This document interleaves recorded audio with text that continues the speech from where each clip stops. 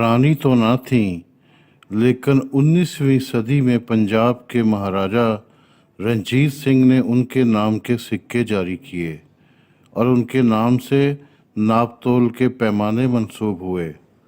وہ کبھی لاہور کے شاہی قلعے میں قیام پذیر نہیں ہوئیں، کیونکہ مہاراجا خود ان کی حویلی پر آیا کرتے تھے۔ مورخ بتاتے ہیں کہ اس دور میں لاہور کے شاہ عالم گیٹ کے اس علاقے میں واقع ان کی اس رہائش گاہ سے مہاراجا رنجیت سنگھ نے کئی سرکاری احکامات جاری کیے، جن کے نیچے یہ عبارت درج ہوتی تھی: جاری کردہ کوٹھا مائی موراں، محبوبہ مہاراجا رنجیت سنگھ۔ آج بھی لاہور کی سکھ گیلری میں ان احکامات اور سکوں کی نقول موجود ہیں۔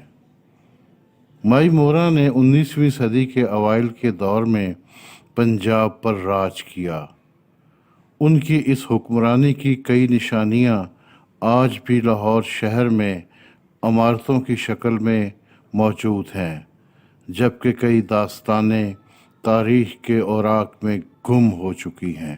شاہ عالم مارکیٹ کے پاپڑ منڈی بازار میں بھی مائی موراں کی رہائش گاہ کے آثار موجود ہیں۔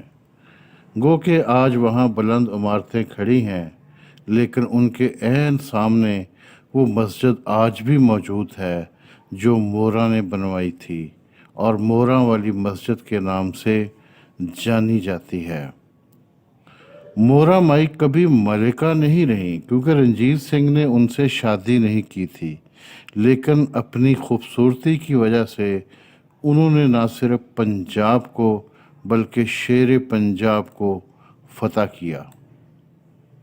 پنجاب میں سکھ سلطنت کے بانی مہاراجا رنجیت سنگھ کو شیر پنجاب کے لقب سے بھی جانا جاتا ہے۔ سن 1780 میں آج کے پاکستانی شہر گوجرانوالہ میں پیدا ہونے والے رنجیت سنگھ نے سن 1801 میں پنجاب میں سکھ سلطنت قائم کی تھی۔ اپنے عروج میں ان کی سلطنت ایک طرف خیبر پاس تو دوسری جانب کشمیر تک پھیلی تھی۔ ان کے ساتھ موراں مائی نے بھی اس سلطنت پر راج کیا۔ وہ علاقہ جہاں موراں کی رہائش گاہ تھی، اس زمانے میں لاہور کا بازار حسن ہوا کرتا تھا۔ موراں یہیں پر پیشہ ور رقاصہ تھیں اور اپنے پیشے سے روزی روٹی کماتی تھیں۔ ان کے حسن کے چرچے عام تھے۔ جب رنجیت سنگھ نے لاہور پر قبضہ کیا تو موراں کے حسن کے چرچے ان تک بھی پہنچے۔ مہاراجا رنجیت سنگھ نے موراں سے ملنے کی خواہش ظاہر کی۔ وہ ان سے ملنے ان کے کوٹھے پر چلے آئے اور پھر موراں ہی کے ہو کر رہ گئے۔ اس مقام پر موراں کی ایک شاندار حویلی تھی جو کچھ روایات کے مطابق مہاراجا ہی نے تعمیر کروائی تھی۔ موراں کے کوٹھے سے سرکاری احکامات کے جاری ہونے سے یہ اندازہ لگایا جا سکتا ہے کہ ان کا اثر و رسوخ کتنا زیادہ تھا۔ ایک واقعہ تاریخ میں درج ہے جس سے رنجیت سنگھ پر موراں کے سحر کا اندازہ لگایا جا سکتا ہے۔ وہ بتاتے ہیں کہ جن 10 سے 12 افراد نے مہاراجا رنجیت سنگھ کو لاہور پر حملہ کرنے کی دعوت دی تھی اور اس پر قبضہ کرنے میں ان کی مدد کی تھی، ان میں قصور کے ایک گاؤں کا رہائشی مہر مکم الدین شخص تھا۔ وہ لاہور کے دربار میں مرکزی دربان تھے۔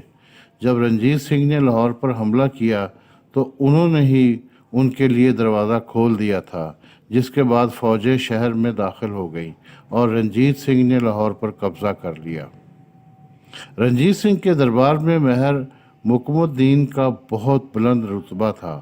وہ انہیں باپو کہا کرتے تھے اور اپنے ساتھ خصوصی نشست پر بٹھایا کرتے تھے۔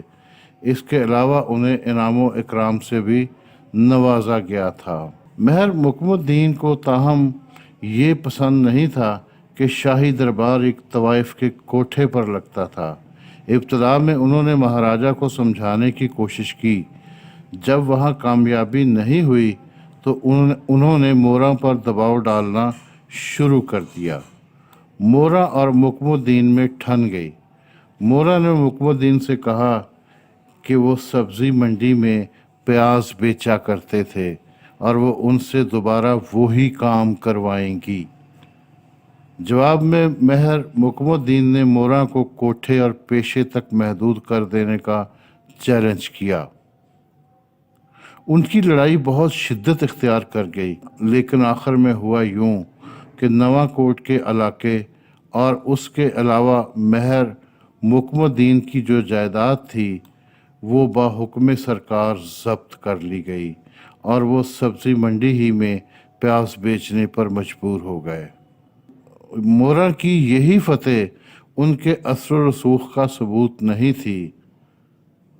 سلطنت کے شاہی ٹکسال سے کئی برس تک ان کے سکے جاری کیے جاتے رہے، جنہیں مورا شاہی سکے کہا جاتا تھا۔ کئی روایات پائی جاتی ہیں کہ مہاراجہ رنجیت سنگھ نے مورا مائی سے شادی کر لی تھی اور وہ ان کی پہلی مسلمان مہارانی تھیں۔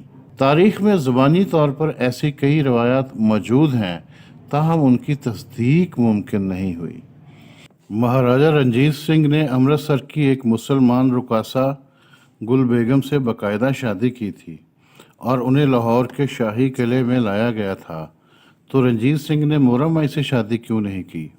اس کی وجہ مورخین یہ لکھتے ہیں کہ گل بیگم صرف رقاصہ تھیں، وہ پیشہ نہیں کرتی تھیں، اس لیے جب مہاراجہ نے ان کے ساتھ وقت گزارنے کی خواہش کا اظہار کیا تو انہوں نے کہا کہ ان کا مذہب انہیں اس کی اجازت نہیں دیتا۔ انہوں نے مہاراجہ سے کہا کہ اس کے لیے انہیں ان سے شادی کرنی پڑے گی، جو شرط مہاراجہ نے قبول کر لی تھی۔ تاہم مورا کے ساتھ انہیں اس قسم کی صورتحال کا سامنا نہیں کرنا پڑا تھا۔ اب مورا نے مسجد کیوں تعمیر کرائی، یہ بھی ایک سوال ہے۔ اس حوالے سے بھی غیر مستند روایات ملتی ہیں کہ مورا نے اپنی حویلی یا کوٹھے کے سامنے جو مسجد تعمیر کروائی، اس کے پس پردہ کیا واقعہ تھا۔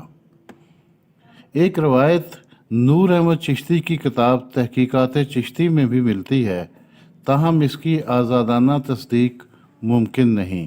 ان کے مطابق مسجد کی تعمیر کے حوالے سے جو مستند روایات گردانی جا سکتی ہے وہ یہ ہے کہ مہاراجہ نے لاہور کی ایک مشہور مسجد وزیر خان کے مینار پر کچھ وقت مورا کے ساتھ گزارا تھا۔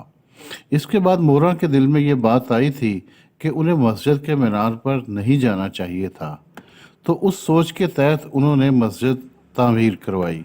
مورا والی مسجد کے 3 گنبد اور 2 مینار آج بھی موجود ہیں، تاہم اس کی زیادہ تر عمارت کو رنگ و روغن کر دیا گیا ہے اور اس میں نمازیوں کی گنجائش بڑھانے کے لیے نئی تعمیرات بھی کر دی گئی ہیں۔ اسے جامع مسجد کی حیثیت حاصل ہے اور یہ مسجد آج بھی آباد ہے۔ مورا نے نہ صرف مسجد بنوائی بلکہ اس کے سامنے ہی ایک مندر بھی تعمیر کروایا تھا، جس کی جگہ پر اب تعمیرات ہو چکی ہیں۔ تاہم مورا نے ایک بڑا مندر لاہور کے علاقے اچھرا کے قریب بھی تعمیر کروایا تھا، جس کا کچھ حصہ آج بھی قائم ہے۔